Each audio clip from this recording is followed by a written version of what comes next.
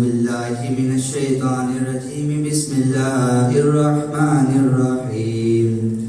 إن الذين آمنوا وعملوا الصالحات كانت لهم جنات الفردوس نزلا خالدين فيها لا يبغون عنها حولا. قل لو كان البحر مدادا لكلمات ربي لنفد البحر قبل أن تنفد كلمات ربي ولو جئنا بمثله مددا. قل إنما أنا بشر مثلكم يوحى إلي أنما إلهكم إله واحد. فمن كان يرجو لقاء ربه فليعمل عملا صالحا ولا يشرك بعبادة ربه أحدا. صدق الله العظيم.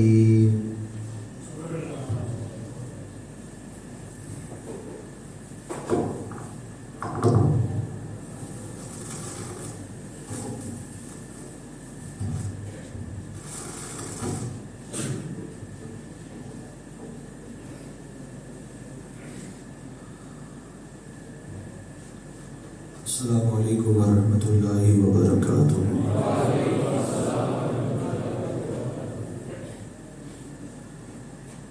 نحمده ونصلي ونسلم على رسوله الكريم اما بعد. اعوذ باللہ من الشیطان الرجیم. بسم اللہ الرحمن الرحیم. محمد رسول اللہ. آمنت باللہ. صدق اللہ العظیم. وصدق رسوله النبي الأمين المكين الكريم. ونحن على ذلك لمن الشاهدين والشاكرين والحمد لله رب العالمين. آئیے کچھ سننے اور سنانے سے پہلے ہم اور آپ مل کر بارگاہ رسول اور آل رسول میں درود پاک کا قیمتی ہار پیش کریے. پڑھے بآواز بلند اللہم صلی علی سیدنا و مولانا محمد معدن الجود والکرم وآلہ وبارک وسلم. صبح طیبہ میں ہوئی بٹتا ہے باڑا نور کا. صدقہ لینے نور کا آیا ہے تارا نور کا. میں گدا تو بادشاہ بھر دے پیالہ نور کا. نور دن دونا تیرا دیدال صدقہ نور کا. تیری نسل پاک میں ہے بچہ بچہ نور کا. تو ہے عین نور تیرا سب کرانا نور کا.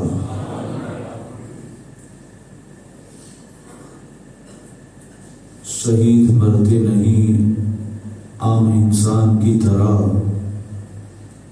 شہید زندہ ہے دستور زندگی کی طرح. حسین زندہ ہے دن میں اچالوں کی طرح. یزید ڈوب گیا شام میں طیروں کی طرح. ہو کر شہید زندگی یہ جاویدہ ملی. ہو کر شہید زندگی یہ جاویدہ ملی. کل بھی زندہ تھا آج بھی زندہ حسین ہے. بزم رسول پاک میں دیکھا ہے راج نے. بزم رسول پاک میں دیکھا ہے راج نے. سرکار ہے چراغ اجالا حسین ہے. سرکار ہے چراغ اجالا حسین ہے. آپ سبھی سنی جنتی مسلمان بھائیوں کو اس ناچیز کی طرف سے ماہ محرم الحرام کا چاند مبارک ہو. اور ہمارا اسلامی نیا سال ہجری سن 1443 آپ سبھی حضرات کو مبارک ہو. دیکھیے ہر سال محفلیں ہوتی ہے. انشاءاللہ اسی طرح اس سال بھی بارگاہ شہدائے کربلا میں خراج عقیدت پیش کرنے کی غرض و غایت سے 10 محفلیں مسجد کے اندر منعقد کی جائے گی انشاءاللہ۔ بس دعا کرے اللہ مجھے حق بولنے اور آپ کو حق سننے کی توفیق رفیق عطا فرمائے۔ جو بھی میں بیان کروں اس میں کسی قسم کی جانی انجانی خطا ہو تو اللہ اسے اپنے حبیب کے صدقے معاف فرمائے۔ حضرات، ابھی آپ لوگوں نے نئے سال کے دوسرے وقت کی نماز پڑھی۔ مغرب کی نماز نئے سال کی پہلی نماز تھی اور عشاء کی نماز دوسری نماز۔ پجاری سے مؤدبانہ کہ یہ سب خرافات کچھ کام نہیں آنے والے، اگر حسین سے سچی محبت ہے تو ان 10 دنوں میں آؤ، سر جھکاؤ، اللہ امام علی مقام کے صدقے 5 وقت کا نمازی بنا دے گا۔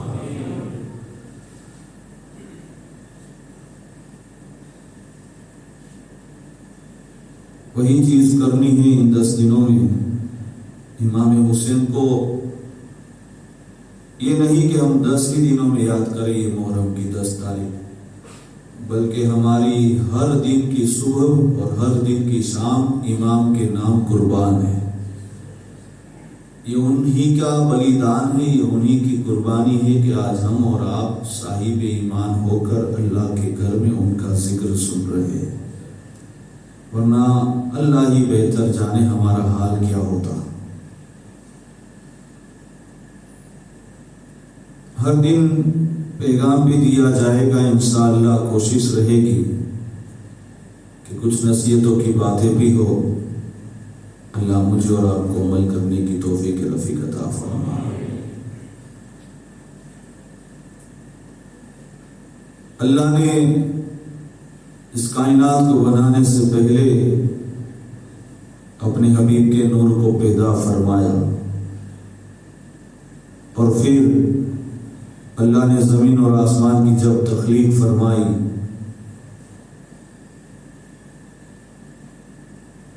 اور حضرت آدم علیہ السلام کا جو مجسمہ تیار ہوا، 12ویں شریف کے ایام میں یہ سارا واقعہ ہم سنتے ہیں۔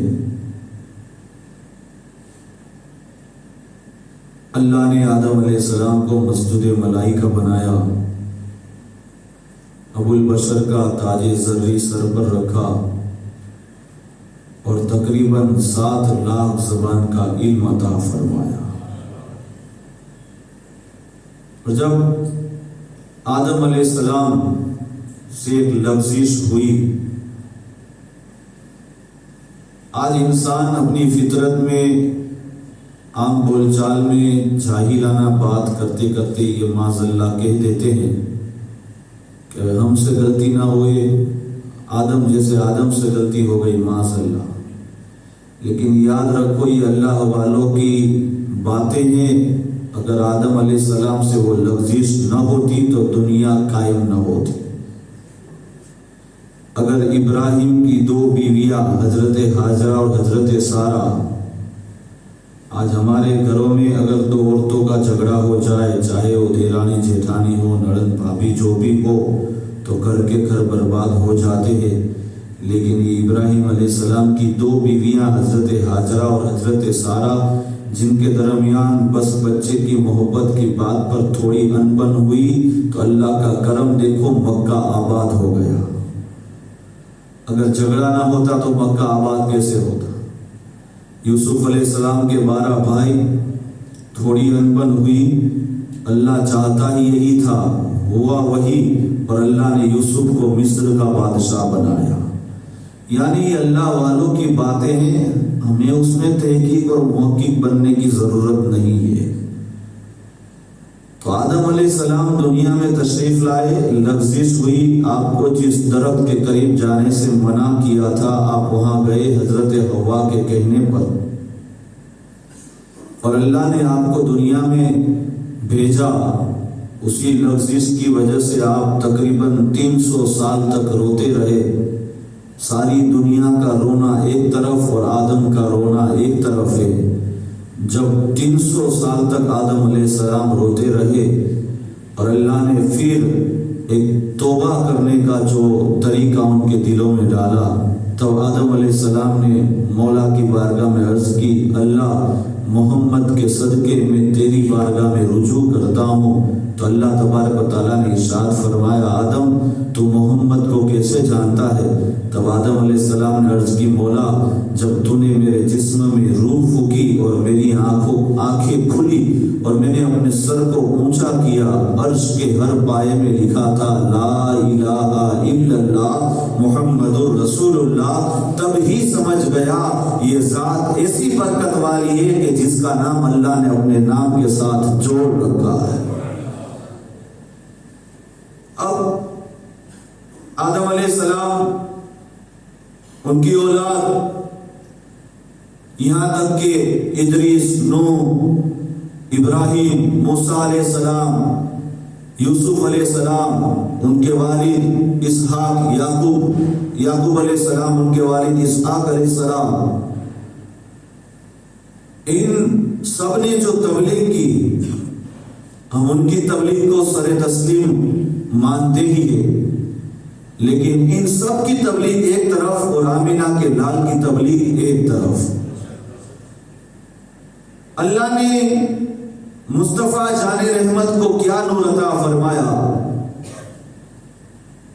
راوی کہتے ہیں اللہ نے اس روئے زمین پر مردوں میں سے سب سے حسین حضرت یوسف کو بنایا اور عورتوں میں یوسف کی پردادی حضرت سارہ کو بنایا، لیکن ان سب کو کن کے صدقے بنایا؟ مصطفیٰ جان رحمت کے صدقے بنایا۔ ہر نبی کو جو نبوت ملی وہ مصطفیٰ کے صدقے ملی۔ اب سورہ یوسف اٹھا کر دیکھو مصطفیٰ کے صرف رنگ اور نور کی بات کرنی ہے ابھی۔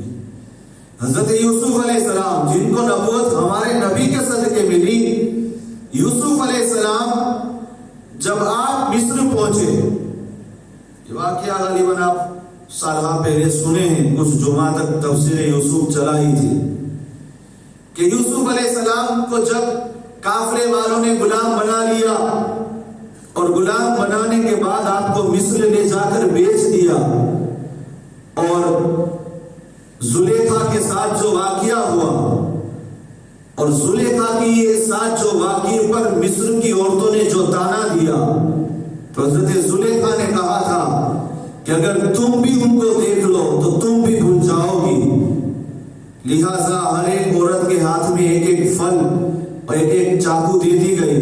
جب یوسف علیہ السلام وہاں سے گزرتے ہیں، ان عورتوں نے پھلکوں کو بھی کاٹ دیا اور اپنی انگلیوں کو بھی کاٹ دیا۔ اب مصر کا جو بادشاہ تھا وہ یوسف علیہ السلام کو قید میں ڈال دیتا ہے۔ تقریباً 12 سال تک یوسف علیہ السلام قید خانے میں رہے۔ جیل میں کتنے سال رہے؟ 12 سال تک رہے۔ اب اسی 12 سال میں یوسف علیہ السلام نے لوگوں کو دین سکھایا جیل کے اندر۔ خوابوں کی بہت بڑھیا تعریف جو ہے تعبیر بھی کرتے تھے، اور اس میں ہوا یہ سے کہ شاہی طباق اور شاہی ساقی اسے کہتے ہیں بادشاہ کو جو شربت وغیرہ پلانے پر جس کی ڈیوٹی ہوتی ہے، اور شاہی باورچی یعنی بادشاہ کا جو رسویا تھا، اس سے کچھ غلطی ہوئی تو بادشاہ نے ان دونوں کو جیل میں ڈال دیا۔ لہٰذا یوسف علیہ السلام جب خواب کی تعبیر کرتے اور لوگ یوسف علیہ السلام کی طرف متوجہ ہوتے، ان دونوں سے برداشت نہ ہوا اور ان دونوں نے جھوٹا خواب گھڑ کر، بہت لمبی باتیں مختصر یہ کہ انہوں نے جھوٹا خواب گھڑ کر یوسف علیہ السلام کے سامنے پیش کیا کہ ہم نے خواب میں یہ دیکھا، میرے سر پر روٹیاں ہیں، کوا آتا ہے وغیرہ وغیرہ، بہت لمبا خواب گھڑ کر بتایا۔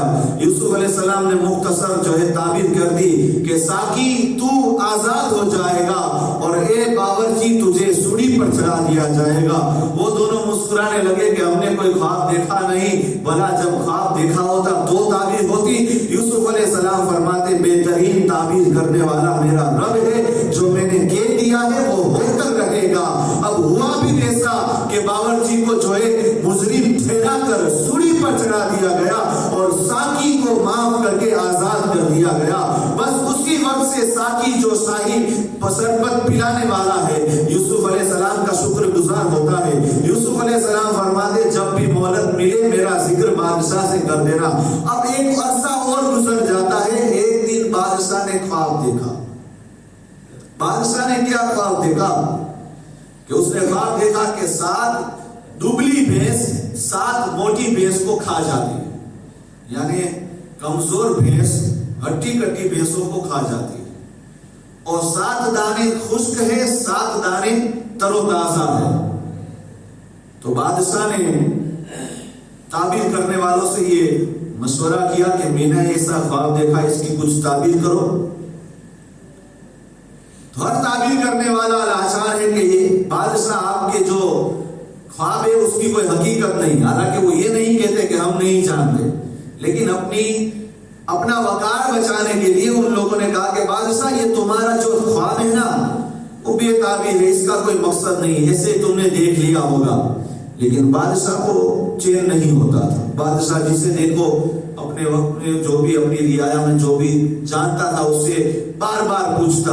अचानक वो साकी को याद आ गया कि वो साहिब सिद्दीक या सिद्दीक, यूसुफ अलैहिस्सलाम को जेल खाने में, कैद खाने में वो सब सिद्दीक कहकर पुकारते थे, इसलिए कि जो नहीं हुआ था वो बोल दिए तो हो गया। तो अचानक साकी को याद आ गया कि वो जिसने हमारी बेहतरीन ताबीर की थी नहीं हुआ था, तब भी उनके कहने पर हो गया, क्यों ना बादशाह को उनकी तरफ तवज्जो दिलाओ। लिहाजा बादशाह के पास साकी आकर कहने लगा कि देखो एक है बंदा, बुजुर्ग सिफत है, जिसे आपने अपने कैद खाने में डाला है। आज 12 साल हो गए, और फिर पूरा एक वाकया सुनाकर 12 साल पिछले याद दिलाए गए। तब बादशाह कहता है मुझसे इतनी बड़ी गलती हो गई, लिहाजा जाओ उनसे ख्वाब की ताबीर पूछ कर लाओ। अब साकी गया। यूसुफ अलैहिस्सलाम इबादत इलाही में मशगूल है, जिक्र हो रहा है। साकी हाथ बांधकर खड़े हो गया। अब साकी कहने लगा यूसुफ अलैहिस्सलाम आपको बादशाह ने याद किया है। तो यूसुफ अलैहिस्सलाम ने शिकायत नहीं की कि तूने इतने अरसे कहाँ गुजारे, अब आज मुझे याद किया। का बोल क्या कहता है, का बादशाह ने इस किस्म का ख्वाब देखा है कि 7 दुबली भैंस 7 मोटी भैंस को खा जाती है। अब इस ख्वाब की ताबीर क्या है, 7 खुश्क दाने हैं, 7 तरोताजा दाने हैं। तो यूसुफ अलैहिस्सलाम फरमाते आज से 7 साल तक मूसलाधार बारिश होगी, बारिश के मौसम में, लेकिन उसके 7 साल बाद बारिश का एक कतरा नहीं होगा। 15 साल की आप ताबीर बता रहे हैं आने वाले। जब यूसुफ के इल्म का इतना आलम है तो जिसके सदके यूसुफ को यूसुफ बनाया उनके इल्म का आलम क्या होगा। फरमाते यूसुफ अलैहिस्सलाम के 7 साल तक बारिश होगी लगातार, यानी 12 महीने में बारिश के जो अयाम होते आज नहीं हो रही। मुसलमानों आज बारिश नहीं हो रही है, बहुत फजीलतें सुनकर खुश होते। मूसा अलैहिस्सलाम की वो रिवायत याद करो, जब मूसा ने रब से अर्ज की थी मौला जो बंदों से जब खुश होता है तो क्या करता है, तो रब ने इरशाद फरमाया मैं आसमान से बारिश भेजता हूं। बारिश नहीं होती तो इसका अपोजिट भी सोच लो, और अगर कल बारिश हो जाए तो ये मत कहना आए तो रात तो चोना। याद रखना वक्त पर बारिश आए वो अल्लाह की रहमत है, वक्त के बाद आए वो भी एक अल्लाह का अज़ाब और कहर बनकर आती है। तो 7 साल तक बारिश होगी और 7 साल तक बारिश नहीं होगी। और जो खुश्क दाने 7 है वो ये कि वो 7 साल पूरे मिस्र वालों के लिए बेहतरीन गुजरेंगे, और अगले 7 जो खुश्क दाने खुश्क हो चुके हैं उसका मतलब ये कि लोग खाने के लिए तरसेंगे। उस साकी ने आकर मिस्र के बादशाह को ये बात सुनाई कि ख्वाब की ताबीर ऐसी हुई है। तो बादशाह एक लम्हा के लिए न माना, ऐसा हो सकता है। तो साकी ने कहा अब ये आपकी मर्जी। तो बादशाह ने कहा साकी तुझे ऐसा यकीन, कहा बस यही उसी बात पर कि जिस ख्वाब को हमने देखा नहीं था जाकर ऐसे ही बयान कर दिया। उन्होंने ताबीर बताई और आज उन्हीं की ताबीर की बदौलत में आजाद हूं और वो सूली पर चढ़ गया। بادشاہ نے کہا ٹھیک ہے انہیں بلا کر لاؤ، میں ان سے ملاقات کرنا چاہتا ہوں۔ لہٰذا یوسف علیہ السلام کو بادشاہ کے دربار میں حاضر کیا گیا اور یوسف علیہ السلام کی ساری تعبیر بادشاہ نے پھر دوبارہ سنی۔ تو یوسف علیہ السلام سے بادشاہ نے کہا کہ آپ کیا کہنا چاہتے ہو؟ تو یوسف علیہ السلام نے کہا بادشاہ اگر تجھ سے ہو سکے تو یہ جو خزانہ اناج جہاں اکٹھا کیا جاتا ہے اس کی ساری دور میرے ہاتھ میں دے دو۔ تو بادشاہ نے کہا آپ کیا کریں گے؟ تو آپ نے فرمایا کہ ہر سال غلہ، دھائیں جسے ہم بولتے ہیں، گیہوں چاول وغیرہ، اسے میں سٹوک کروں گا اور جتنی ضرورت ہوگی اس کا آدھا لوگوں کو دوں گا، یعنی آدھا کھاؤ گے تو آدھا دوسرے 7 سالوں میں کام آ جائے گا۔ اور اتنا ہی نہیں، جب 7 سال موسلادھار بارش ہوئی اور یوسف علیہ السلام نے اسے سٹوک کرنا شروع کیا، حالانکہ سٹوک تجارت کے لیے نہیں تھا، یہ الگ مسئلہ ہو جائے گا۔ اب یہ مت سمجھنا کہ یوسف علیہ السلام نے سٹوک کیا تھا تو ہم بھی سٹوک کریں، لیکن یہ مخلوق خدا کی بھلائی کے لیے تھا۔ تو سٹوک کیا، 7 سال جب ختم ہوئے، اب لگاتار 7 سال تک قحط ساری، اب آدھا غلہ، آدھا دھائیں، آدھا گیہوں، آدھا چاول 7 سال میں جو کھا چکے، جو بچے ہیں ان 7 سالوں میں شروع ہوا، لیکن اللہ نے وہ برکت دی کہ مصر تو کھاتا ہے، ارد گرد کے دوسرے ممالک بھی وہاں آ کر لے جاتے ہیں۔ لیکن جب 7 سال ختم ہونے لگے نا، 7ویں سال کے کچھ چند دن بچے تھے کہ ہمارے غنیمت میں سے یہ غلہ جو ہے بہت زیادہ ختم ہو گیا۔ یوسف علیہ السلام تھوڑے اداس ہو گئے۔ جب یوسف علیہ السلام اداس ہوئے تو رب نے ارشاد فرمایا یوسف اداس مت ہو، میں نے حبیب کے صدقے تجھے وہ نور دیا ہے۔ یوسف علیہ السلام ہر وقت نقاب رکھتے تھے کیونکہ چہرے کی جلالت ہی ایسی تھی کہ یوسف میں نے حبیب کے صدقے تجھے وہ نور دیا ہے کہ جب کوئی انسان سامنے بھوکا ملے یا پیاسا ملے، اپنا چہرہ دکھا دینا، بھوک بھی مٹ جائے گی، پیاس بھی مٹ جائے گی، بھوک بھی مٹ جائے گی اور پیاس بھی مٹ جائے گی۔ جب یوسف کے حسن کا عالم یہ ہے کہ بھوکے کی بھوک مٹ جائے، پیاسے کی پیاس مٹ جائے، تو مصطفیٰ کے چہرے بددعا کا عالم کیا ہوگا؟ تو اب یہ عالم کی کچھ نرالا ہے۔ معراج کی رات بیان ہوا تھا کہ جب جبرائیل علیہ السلام لے کر چلے تھے براق پر حضور کو سوار ہو کر، پہلے براق رکا، نہیں چلا، براق کی جو تمنا تھی رب نے پوری فرمائی، پھر حضور رکے، براق پر سوار نہ ہوئے، حضور کی جو آرزو تھی حبیب اللہ نے پوری فرمائی۔ اب براق اور حضور چلنے کے لیے تیار ہے کہ جبرائیل رک گئے، ایک ہی نظر باندھے ہوئے حضور کے چہرے کو دیکھ رہے ہیں۔ اب رب نے فرمایا جبرائیل میرے حبیب کو تو بار بار دیکھا ہے، کیونکہ جبرائیل علیہ السلام نبیوں کے پاس آئے۔ اب سنیے مختصر، حضرت عبدالحق محدث دہلوی اپنی کتاب میں فرماتے کہ جبرائیل علیہ السلام آدم علیہ السلام کے پاس تقریباً 10 مرتبہ آئے، حضرت ادریس کے پاس 5 مرتبہ، حضرت نوح کے پاس 40 مرتبہ، حضرت ابراہیم کے پاس 52 مرتبہ، حضرت موسیٰ کے پاس 104 مرتبہ، قربان جاؤ نبی کے امتی و مصطفیٰ کے دربار میں 24,000 مرتبہ۔ قرآن کی آیت ہے 5,555، اگر 3 گنا کرو تو بھی اس سے بھی زیادہ ہے، جبرائیل علیہ السلام آ رہے ہیں۔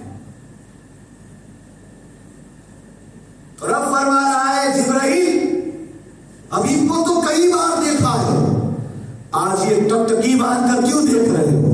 تو جبرائیل علیہ السلام نے عرض کی مولا جب بھی آیا ہوں لیکن آج حبیب کے چہرے کے دیکھنے کی کچھ نرالا ہی انداز ہے۔ کہا کیا ہے؟ کہا جتنے فرشتے جنت کی گنتی لے کر آئے حبیب کے نور کے سامنے سب ٹھیکی نظر آ رہی ہے۔ تب رب نے فرمایا جبرائیل میں نے آج حبیب کے چہرے پر جتنے پردے ہیں اس میں سے صرف ایک ہی اٹھایا ہے، ایک اٹھا تو جنت کی روشنی ٹھیکی ہے، تو سب اٹھ جائے تو کیا عالم ہوگا؟ تو یہ حبیب تو اللہ نے نسل بعد نسل نور کو بھیجا، مکہ کی سرزمین ہے، جناب عبد المطلب کا گھر ہے، اور حضرت آمینہ رضی اللہ تعالی عنہ وہ وقت ہے ولادت کا وقت ہے، جناب عبد المطلب کعبے کا طواف کر رہے ہیں، کعبہ عبد المطلب کے گھر کی طرف جھک رہا ہے۔ واقعات منظر سب سنے ہیں، لیکن یہ اصول برکت کے لیے پہلی محفل حضور کے حوالے کرتے ہیں تاکہ حضور ہمارا بیڑا 10ویں محفل تک آرام اور اطمینان کے ساتھ پہنچا دے۔ ہم لوگ اہل سنت والجماعت ہیں، صرف آل رسول ہی کا ذکر نہیں، مصطفیٰ کا بھی ذکر ہوگا، مصطفیٰ کے زیارت کا بھی ذکر ہوگا، تاکہ ہماری محفل اور جو ہے بلند اور بالا ہو جائے۔ اب سنو، حضور اکرم صلی اللہ علیہ وسلم کا وہ ولادت کا وقت ہے، 12 ربیع الاول ہے، 20 اپریل ہے، اور عیسوی سن 561 ہے، سوموار کا دن ہے، رات اور دن کا سنگم ہو رہا ہے، یعنی کہ صبح صادق کا وقت ہے۔ حضرت جناب عبد المطلب خانہ کعبہ کا طواف کر رہے، دیکھا کیا کعبہ کہیں جھک رہا ہے، دیکھا کہاں جھکا، دیکھا یہ تو میرے گھر کی طرف جھکا ہے۔ عبد المطلب کعبے سے کہنے لگے، اے کعبہ، آدم سے لے کر عیسیٰ تک سب تیرے سامنے جھک رہے، نسلیں ایسی آئے گی، ولی دنیا میں آئیں گے، اکابر آئیں گے، سب تیرے گھر پر جھکیں گے،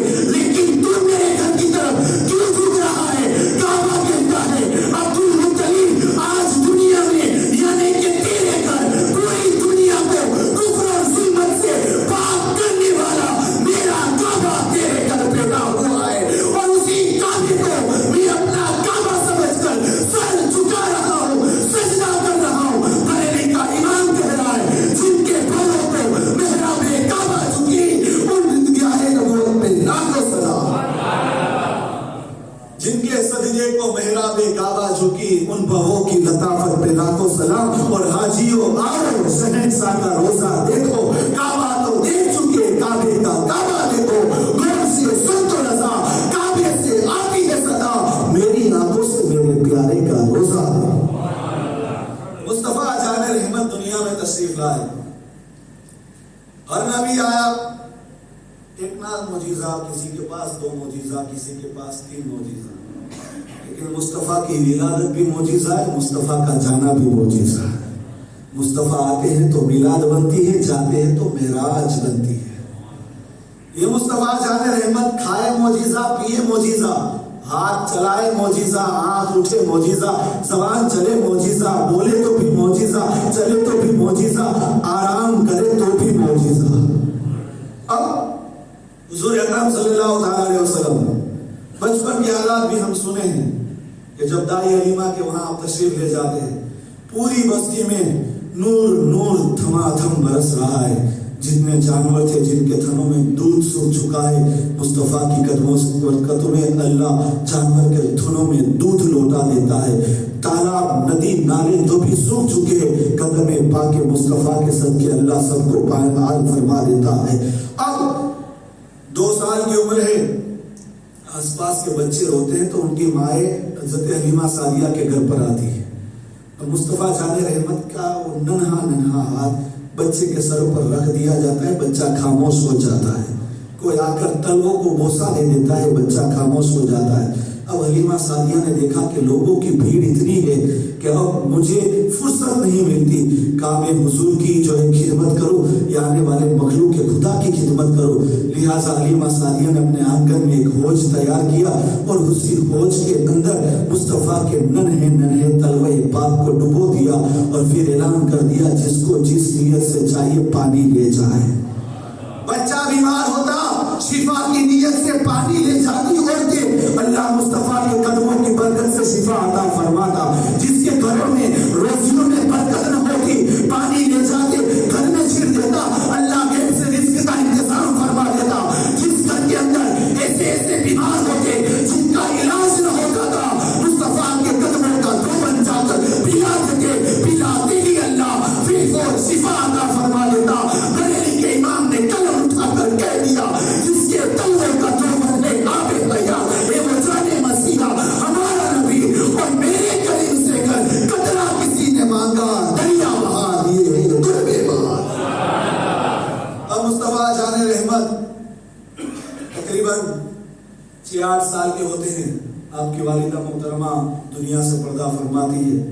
اس وقت آپ کی والدہ نے کہا تھا، بیٹا میں نے تجھ جیسا بیٹا پا کر اپنی تقدیر کو عروج پر پایا ہے، اس لیے کہ قیامت تک جہاں تیرا ذکر ہوگا وہاں میرا بھی ذکر ہوگا۔ 8-10 سال کی عمر ہوتی ہے، حضرت آپ کے دادا جناب عبدالمطلب دنیا سے پردہ فرماتے ہیں، پھر آپ جناب ابو طالب کی کفالت میں ہیں۔ اب 25 سال کی عمر ہوئی، آپ کا نکاح ام المومنین حضرت خدیجہ الکبریٰ رضی اللہ تعالی عنہ، حضور کی نکاح میں آنے سے پہلے آپ کا 2 مرتبہ نکاح ہو چکا ہے۔ اب حضور کی نکاح میں آنے سے پہلے 2 مرتبہ نکاح ہو چکا ہے۔ حضور نے وہ امانت آپ کی مشہور تھی کہ لوگ آپ کو امین کہتے تھے، اور حضرت خدیجہ کو اپنا تجارتی سامان قافلہ بھیجنے کے لیے ایسے ہی کسی امین کی ضرورت تھی۔ حضور کی پھوپھی حضرت خدیجہ کی غالباً بھابھی ہوتی ہے، بات چیت میں حضور کا ذکر ہوا کہ ہمارے بھتیجے ہیں، بہت امین ہے، بہت دیانتدار ہے، بہت ایماندار ہے، تعریفیں کی اپنی زبان میں، تو حضرت خدیجہ اسی وقت فریفتہ ہوئی اور یہ بات طے کی کہ اب میرا جو ملک شام کی طرف تجارت کا قافلہ جائے گا، میں اس کا نگہبان مصطفیٰ جان رحمت کو بنا کر بھیجوں گی۔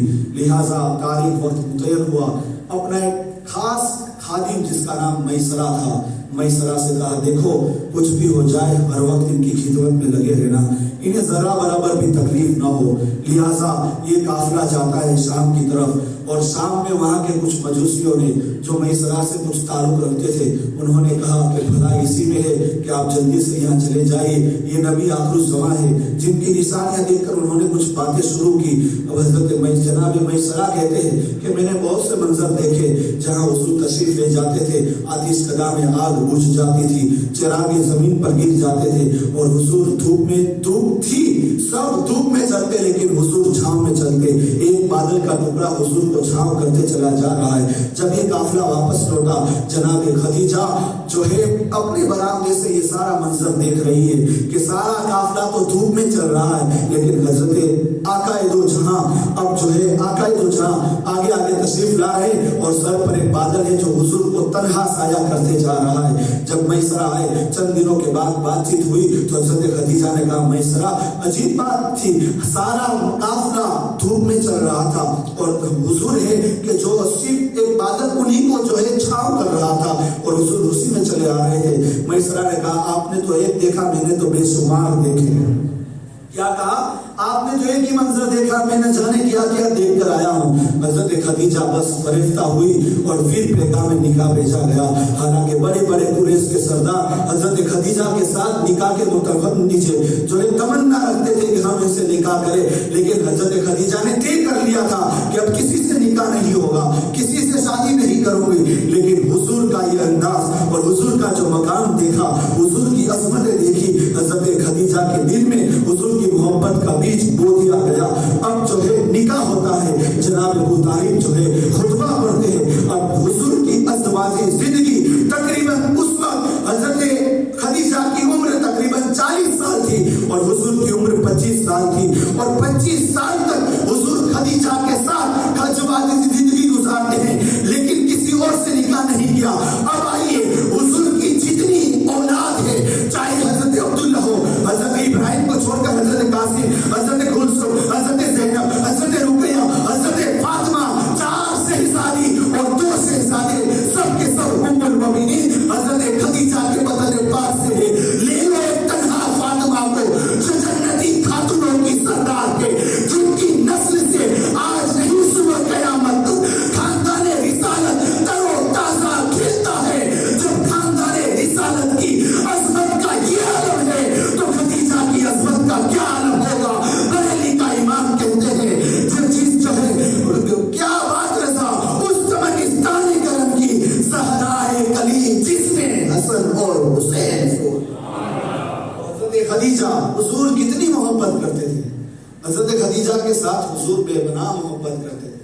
جب ماں عائشہ صدیقہ سے حضور کا نکاح ہوا، تقریباً حضور کی عمر 50 سال کی ہوئی۔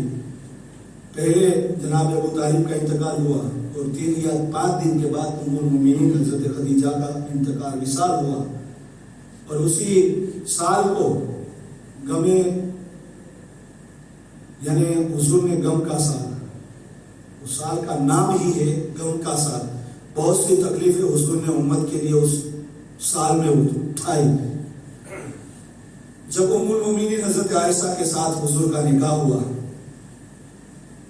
اور ماں عائشہ صدیقہ دیکھتی کہ جب دیکھو حضور حضرت خدیجہ کا ذکر کرتے تو ماں عائشہ صدیقہ عرض کرتے حضور جب دیکھو تب یہ بوڑھی بی کا ذکر کیوں کرتے ہو؟ تب آقا ارشاد فرماتے عائشہ خاموش رہو، انہیں کچھ مت کہنا، اس لیے کہ جب سارا مکہ مجھے جھٹلاتا تھا یہ تنہا مجھے مانتی تھی. اور جب حضور نے حضرت خدیجہ کے ساتھ نکاح کیا تو معاذ اللہ کچھ لوگوں نے ایسی بات کہی کہ حضرت خدیجہ کو کیا ضرورت تھا معاذ اللہ یہ یتیم کے ساتھ نکاح کیا، یہ غریب کے ساتھ نکاح کیا. جب حضرت خدیجہ کی کانوں تک یہ بات پہنچی تو حضرت خدیجہ نے پورے مکہ میں ایک میٹنگ پورے مکہ والوں کو اکٹھا کیا اور آپ نے حضور کو اونچی جگہ پر کھڑے رکھ کر ارشاد فرمایا لوگوں سے کہ معاذ اللہ تم یہ کہتے ہو کہ حضور غریب ہے، حضور یتیم ہے، اور اللہ نے مجھے اتنا مالدار بنایا، میں نے ان سے نکاح کیا. تو سنو، آج تم سب کو گواہ رکھ کر میں کہتی ہوں کہ میرا جو کچھ ہے وہ سب حضور کا ہے. اب غریب کہنا ہو تو مجھے کہنا، کمزور کہنا ہو تو مجھے کہنا. میں نے اپنی ساری جائیداد حضور کے قدموں میں نچھاور کر دی.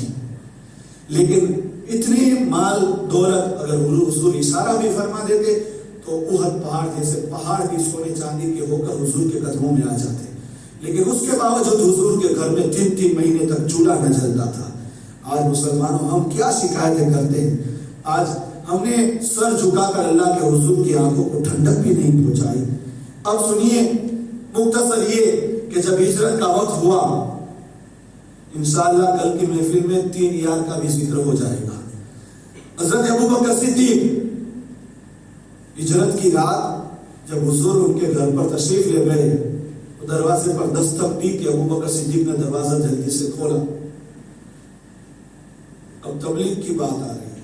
اگلے نبیوں کی تبلیغ، ان کی زندگیاں بھی لمبی، اللہ نے برکتیں دی، لیکن ان کے امتیوں کا ذکر دیکھو یا ان کا کوئی معجزہ. آج حضور کا زندہ معجزہ قرآن شریف ہے. ہمارے درمیان ایک معجزہ اگر اللہ کے پیارے حبیب کا دیکھنا ہو تو قرآن کو دیکھو. دیکھا کہ ابوبکر صدیق تیار، حضور نے فرمایا ابوبکر کب سے تیار کھڑے ہو؟ کہا یا رسول اللہ اس دن سے.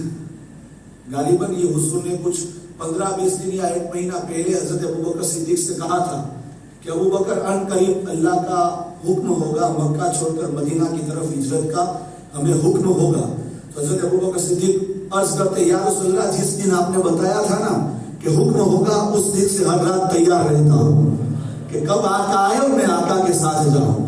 لہٰذا حضور نے ہجرت فرمائی اور راستے میں بھی حضور کا ایک معجزہ ام معبد کی بکری، جن کے جو دبلی بکری ہے، لاگر ہے، جس کے ہڈیوں میں ماوا تک بھی نہیں، زمین پر ایک مثل میت کی طرح پڑی ہوئی ہے. اللہ کے پیارے حبیب نے ہاتھ پھیرا، بکری میں تر و تازہ یعنی زندگی جاویدانی آ گئی. بکری انگڑائیاں لے کر کھڑی ہوتی ہے. حضور نے دھونا شروع کیا، تھنوں کو حضور دھو رہے، دودھ نکال رہے. ام معبد کے گھر پر جتنے برتن ہیں سب بھر گئے، یہاں تک کہ حضور نے بھی دودھ نوش فرمایا، حضرت ابوبکر صدیق نے بھی دودھ نوش فرمایا، ام معبد نے بھی نوش فرمایا، اس کے بچے نے بھی نوش فرمایا. جب حضور تشریف لے جاتے ہیں اب تقریباً اس وقت سے لے کر 18 سال تک اور بکری زندہ رہی. حالانکہ بکری اس وقت موت کے منہ میں تھی، کچھ جان نہیں تھا، لیکن یہ حضور کے ہاتھوں کی برکت ہے کہ اللہ نے اور 18 سال زندگی عطا فرمائی. حضور کا ظاہری زمانہ ختم ہوا، جناب ابوبکر صدیق کا ظاہری زمانہ ختم ہوا، اور حضرت عمر کا جب ظاہری زمانہ آیا، عمر فاروق اعظم کے زمانے میں ایسی قحط سالی پڑی کہ ہر مکہ کے جانوروں کے تھنوں سے دودھ سوکھ چکا تھا، لیکن ام معبد کی بکری اسی طرح دودھ دیتی ہوئی نظر آ رہی تھی. لہذا حضور ہجرت کر کے مدینہ تشریف لے جاتے ہیں. اب مدینہ کی سرزمین پر حضور آئے، پیچھے صحابہ کرام بھی مکہ چھوڑ کر تشریف لاتے ہیں. جب جنگ بدر ہوئی تو 313 مسلمان، دوسری جنگ احد ہوئی 1000 کے قریب مسلمان، جنگ خندق ہوئی 1400 کے قریب مسلمان، یہاں تک کہ صلح حدیبیہ کے موقع پر تقریباً ہزاروں کی تعداد میں مسلمان. اور جب حضور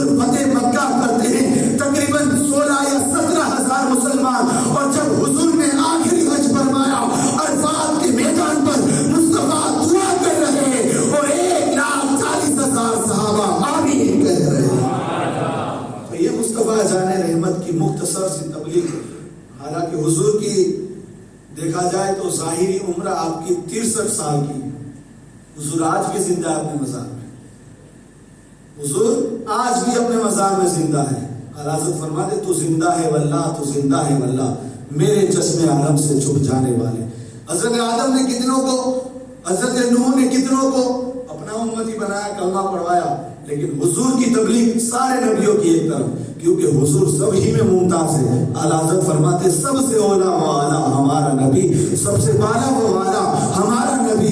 اور حضور حضرت یوسف کے حسن کو دیکھ کر عورتوں نے انگلیاں کاٹی تھی، اور مصطفیٰ کے حسن کو دیکھ کر لوگ اپنی گردنیں اڑاتے ہیں.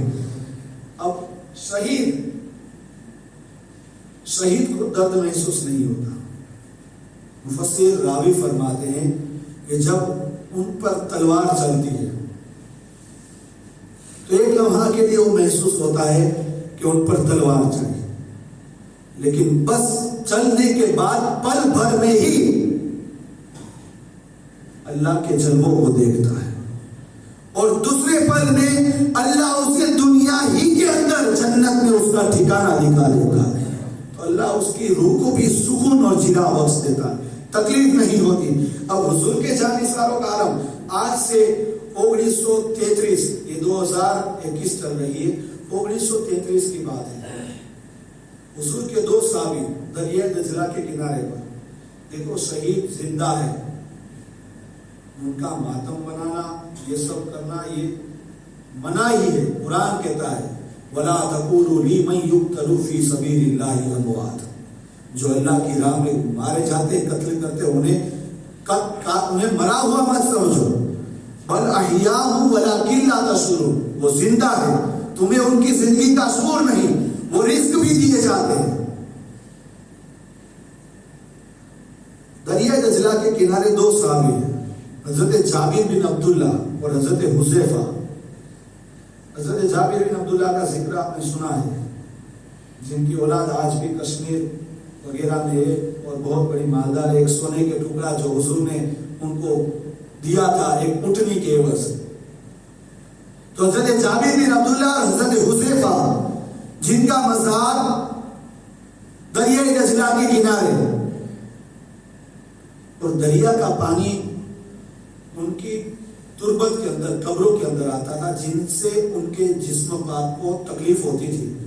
تو اس وقت جو بادشاہ تھا شاہ فیصل، حضرت حذیفہ اور حضرت جابر بن عبداللہ نے خواب میں آ کر انہیں کہا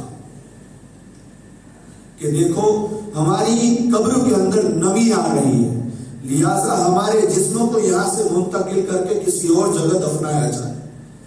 لیکن شاہ فیصل جو ہے دوسرے دن بس کام کاج میں لگ گئے، بھول گئے. چند دنوں کے بعد پھر حضرت حذیفہ خواب میں آئے اور پھر کہا، لیکن شاہ فیصل پھر بھول گئے.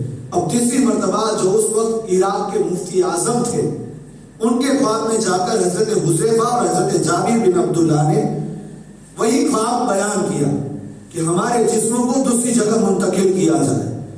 تو مفتی اعظم عراق جو ہے شاہ فیصل کے پاس گئے اور جا کر کہا کہ میں نے خواب دیکھا کہ حضرت جابر بن عبداللہ اور حضرت حذیفہ میرے خواب میں آ کر کہہ رہے کہ قبر کے اندر پانی کی نمی آ رہی ہے، لہٰذا ہمارے جسموں کو منتقل کر کے دوسری جگہ دفنایا جائے.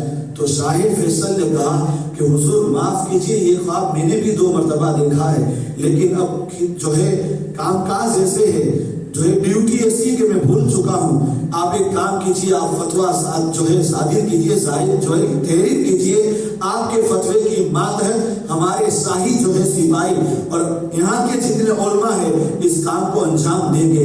لہٰذا مفتی اعظم عراق نے جو ہے فتویٰ دیا کہ 10 ذوالحجہ بقرعید کے بعد، بقرعید کے دن ظہر کی نماز کے بعد دونوں صحابی رسول کے جسد پاک کو ان کی تربت سے نکال کر دوسری جگہ منتقل کیا جائے گا. جب یہ بات پھیلی یہاں تک کہ مکہ اور مدینہ جب پہنچی، مکہ اور مدینہ मदीना में जो है हाजी जो उस वक्त हज करने गए थे, उन लोगों ने सोचा कि अगर हम वहां नहीं पहुंचेंगे तो हम साहबी रसूल की जियारत से महरूम रह जाएंगे। लिहाजा मक्का की हुकूमत ने वहां से ये खत लिखा कि तारीख में थोड़ी तब्दील कर दो ताकि जो बंदे हज के अरकान अदा कर ले वो भी आकर साहबी रसूल के जसद पाक की जियारत कर ले। यहाँ तक कि दुनिया के चप्पे चप्पे कोने में ये बात फैल गई और लोग जो है मुस्तफा जाने रहमत की अजमतों के कायल नहीं थे। जो मुस्तफा जाने रहमत का गोल फेर है कि शहीद जो है वो अपनी कब्रों में जिंदा होता है, उनका कफन भी सलामत होता है। जो इस बात के कायल नहीं थे, बेशुमार तादाद में वो लोग भी जो है इराक की तरफ अपना रुख करते हैं। अब यहाँ पर मुफ्ती आजम इराक ने आने वाले खत को जो है मद्देनजर रखते हुए तारीख को तब्दील किया कि 10 जिलहिज्जा नहीं 20 जिलहिज्जा को जोहर की नमाज के बाद ये काम अंजाम दिया जाएगा। 20 जिलहिज्जा का दिन है। जर्मन से माहिर तबीब जो 42 साल से आंखों पर PhD किए हुए था, जो देखना चाहता था कि क्या नबी का ये कौल है, नबी का ये फरमान है, क्या वो सही है या नहीं, अपने सैकड़ों सागिदों की जो है एक टीम तैयार करके वो जर्मन से निकला और इराक भी पहुंच गया। अब 20 जिलहिज्जा की तारीख है। जोहर की नमाज अदा करने के बाद लाखों लोगों की भीड़ है। अब जो है काजी जो है उस काजी इराक एक तरफ खड़े रहे, शाह फैसल दूसरी तरफ खड़े रहे और इशारा किया शाही कारकुनों से, काम करने वालों से कि कब्र के तख्ते खोले जाए। जब कब्र के तख्ते खोले हैं, देखने वालों ने देखा 1300 साल पहले जो जसद पाक सुपुर्द खाक किया गया है, जिस्म भी सलामत है, कफन भी सलामत है। अब इशारा हुआ कि आलिम दीन आ गया है और साहबी रसूल को जिसमें पाक को उठाया जाए और स्ट्रेचर मंगवाकर उस पर रख कर दूसरी जगह मुंतकिल किया जाए। जैसे ही दोनों साहबी रसूल की कब्रों पर दोनों तरफ आलिम वक्त जो थे अपने हाथ को बहाते, इस तरफ हाथ को लंबा करते हैं, बस लंबा करना ही था कि इनको गवारा भी नहीं था कोई हमें छुए। दोनों जिस्म अपने आप हवाओं में उड़े और स्ट्रेचर पर आकर तशरीफ रखते हैं। तो जर्मन का जो डॉक्टर था वो कहता है रुक जाओ, कफन सलामत है, अगर चेहरा भी दिखा दो। तो शाही इराक ने कहा देखो ये मुमकिन नहीं है, कहा अगर हम जिस्म सलामत पाएंगे तो हम भी सब कलमा पढ़कर मुसलमान हो जाएंगे। कहा तुम कौन हो? कहा मैं 42 साल से जर्मन में आंखों का तबीब हूँ।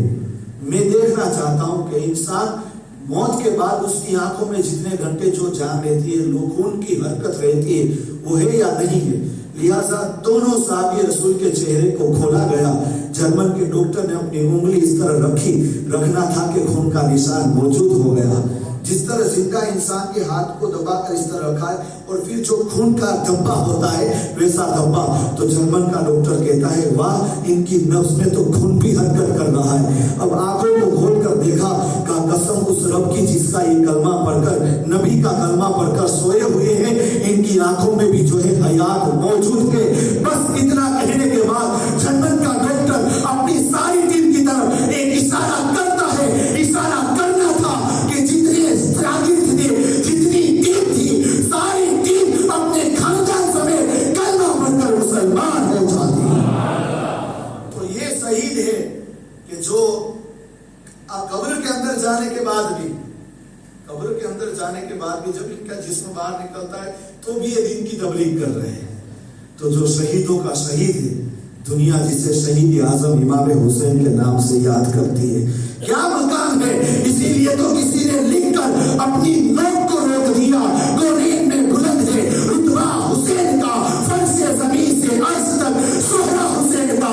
अरे बेमिसल है दो जहां में कुंबा हुसैन का, सुल्तान दो जहां है नाना हुसैन का।